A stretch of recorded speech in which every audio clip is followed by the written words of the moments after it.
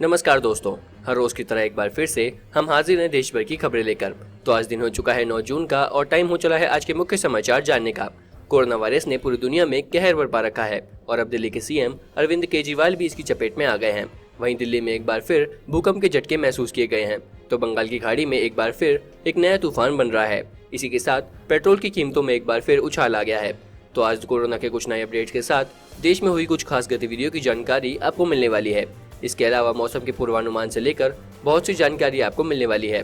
Video में आपको आपकी उपयोगी जानकारी के बारे में विस्तार से बताने वाले हैं। तो दोस्तों, वीडियो को पूरा जरूर देखें ताकि कोई भी अपडेट आप मिस ना कर सकें। आगे बढ़ने से पहले आप किस जिले या राज्य से हैं हमें कमेंट करके जरूर बताएं ताकि आपसे जुड़ी जानकारी हम आप तक सबसे पहले पहुंचा सकें। सबसे पहले बात कर लेते हैं भारत में कोरोना वायरस अपडेट की। तो भारत में 2,60,000 से ज्यादा लोग इस वायरस से संक्रमित हो चुके हैं, जिसमें 1,30,000 से ज्यादा मरीज ठीक हो चुके हैं और लोगों की मौत के आंकड़े ने 7300 को पार कर लिया है। बात करें पूरे देश में एक्टिव मरीजों की तो 1,50,000 से ज्यादा मरीज इस समय कोरोना से संक्रमित हैं और ये गिनती हर घंटे हर मिनट बढ़ती जा रही है। साथ ही एक नजर डाल लेते हैं दुनिया भर के कोरोना वायरस अपडेट पर। तो बता दें, दुनिया में कोरोना के मरीजों की संख्या 70 लाख से ज्यादा हो गई है, जिसमें 40 लाख से ज्यादा लोग ठीक हो चुके हैं और लोगों की मौत के आंकड़े ने 4 लाख को पार कर लिया है। तो दोस्तों, इसी के साथ शुरुआत करते हैं आज की सबसे बड़ी खबर के साथ। दिल्ली के मुख्यमंत्री अरविंद केजरीवाल की तबीयत बिगड़ गई है। सीएम केजरीवाल को कल से हल्का बुखार और गले में खराश की शिकायत है। अब उनका कोरोना टेस्ट करवाया जाएगा। कल दोपहर से सारी मीटिंग कैंसिल कर दी गई और सीएम केजरीवाल ने किसी से मुलाकात नहीं की। उन्होंने अपने आप को आइसोलेट कर लिया है। आज उनका कोरोना टेस्ट होगा। सीएम अरविंद केजरीवाल ने खुद इसका ऐलान किया था। इसके साथ ही बता दें कि वह डायबिटिक भी हैं। और अब बात कर लेते हैं आने वाले 24 घंटों के मौसम पूर्वानुमान की। देश के दक्षिणी हिस्सों में मानसून का आगमन हो चुका है। इस सप्ताह मानसून दक्षिण भारत को पार करते हुए मध्य और पूर्वी तथा पूर्वोत्तर भारत के कई राज्यों में दे सकता है दस्तक। मुंबई में भी मानसून बौछारें इस सप्ताह से मिलने लगेंगी। उत्तर भारत के राज्यों में 8 और 9 जून को शुष्क मौसम की उम्मीद है। इस दौरान उत्तरी क्षेत्रों में कई स्थानों पर तापमान 40 डिग्री से ऊपर पहुंच सकता है। 10 जून से मौसम बदलेगा और 10 से लेकर 13 जून के बीच पंजाब, हरियाणा, पूर्वोत्तर राजस्थान तथा दिल्ली के कुछ हिस्सों में हल्की बारिश की संभावना है। ओडिशा और दक्षिणी छत्तीसगढ़ में इस सप्ताह मानसून दस्तक दे सकता है। बंगाल की खाड़ी पर बन रहा निम्न दबाव का क्षेत्र आगे बढ़ते हुए ओडिशा तक को पार करेगा। उसके बाद मध्य प्रदेश और महाराष्ट्र में भी बारिश बढ़ेगी। तो दोस्तों, इसी के साथ ही बढ़ते हैं आज की अगली बड़ी खबर की ओर, जो आ रही है भूकंप को लेकर। देश की राजधानी दिल्ली और उसके आसपास की धरती एक बार फिर कांपी। 8 जून 2020 यानी कल 2.1 तीव्रता का झटका फिर आया। लगातार धरती हिलने की वजह से दिल्ली और राष्ट्रीय राजधानी क्षेत्र में बड़े भूकंप के आने की आशंका है। ऐसी आशंका देश के वरिष्ठ वैज्ञानिकों ने जताई है। इसके पीछे कारण ये है कि दिल्ली एनसीआर में पिछले 1 महीने से लगातार छोटे छोटे भूकंप के कई झटके आ चुके हैं। तो दोस्तों, इसी के साथ ही बढ़ते हैं आज की अगली खबर की ओर, जो आ रही है अनलॉक 1 के फेज 2 को लेकर। 25 मार्च के बाद आज वो दिन है जब पूरा देश लगभग खुल गया है। बाजार से लेकर मंदिर, मस्जिद और मॉल से लेकर रेस्टोरेंट तक आज से खोल दिए गए हैं। केंद्र सरकार की गाइडलाइंस के बाद राज्य सरकार ने अनलॉक लागू कर दिया है। हालांकि कुछ प्रदेशों में अभी भी पाबंदी जारी है। राजधानी दिल्ली में बॉर्डर से लेकर बाजार तक सब खोल दिए गए हैं, लेकिन कुछ स्थल अभी भी यहां बंद रखे गए हैं। तो दोस्तों, इसी के साथ ही बढ़ते हैं आज की अगली बड़ी खबर की ओर, जो आ रही है राशन कार्ड को लेकर।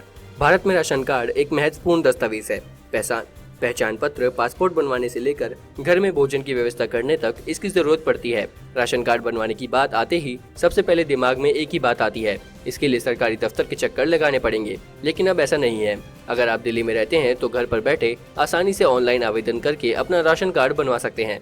इसके लिए आप दिल्ली सरकार की आधिकारिक वेबसाइट e-district.delhigovernment.nic.in पर जाकर अपना राशन कार्ड बना सकते हैं। तो दोस्तों, इसी के साथ ही बढ़ते हैं आज की अगली खबर की ओर, जो आ रही है तूफान को लेकर। बंगाल की खाड़ी के ऊपर कम दबाव का एक क्षेत्र विकसित हो रहा है। भारतीय मौसम विभाग ने बताया कि बंगाल की खाड़ी के पूर्वी मध्य क्षेत्र पर चक्रवाती परिसरण में प्रभाव के चलते दबाव वाले क्षेत्र में चक्रवाती तूफान गति उत्पन्न हो सकता है।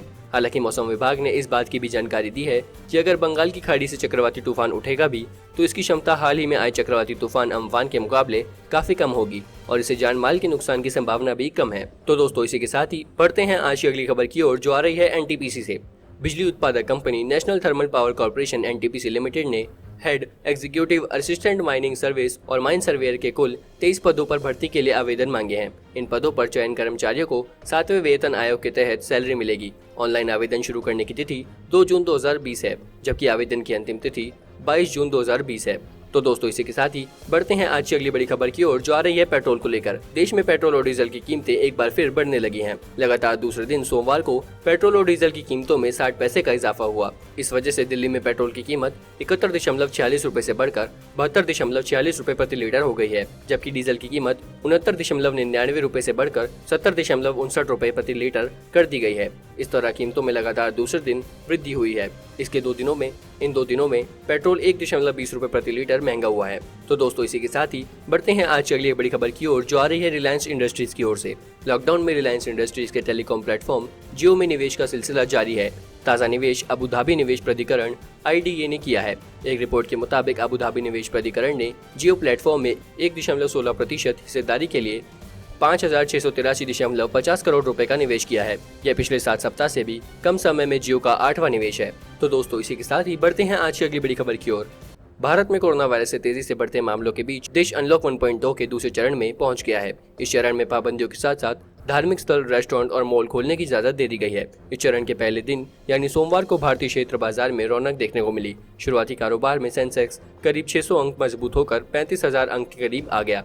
इसी तरह निफ्टी की बात करें तो 150 अंकों की बढ़त के साथ 10,300 अंक के पार पहुंच गया है। तो दोस्तों इसी के साथ ही बढ़ते हैं आज की अगली बड़ी खबर की ओर, जो आ रही है भारत और चीन विवाद को लेकर।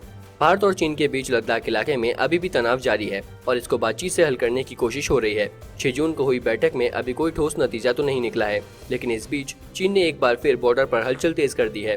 जानकारी है कि चीन ने ईस्टर्न लद्दाख के आसपास भारत से जुड़े बॉर्डर के पास हेलीकॉप्टर की हलचल तेज कर दी है।